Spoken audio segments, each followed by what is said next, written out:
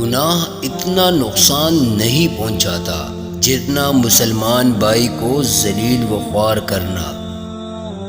اگر کافر 100 برس تک لا الہ الا اللہ کہے تو وہ مسلمان نہیں ہو سکتا، جبکہ صدق دل سے ایک مرتبہ محمد الرسول اللہ کہنے سے کفر مٹ جاتا ہے۔ خود پرستی اور نفس پرستی ہی دراصل بت پرستی ہے۔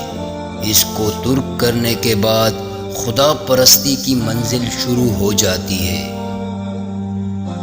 سب وقتوں میں عمدہ وقت وہ ہے جو وسوسوں اور خطرات سے پاک ہو۔ جس کو خدا دوست رکھتا ہے اس پر بلا نازل ہوتی ہے۔ سچا دوست وہ ہے جو دوست کی طرف سے آئی ہوئی مصیبت کو راضی خوشی قبول کر لے اور چو چران نہ کرے۔ جس نے نعمت پائی سخاوت سے پائی،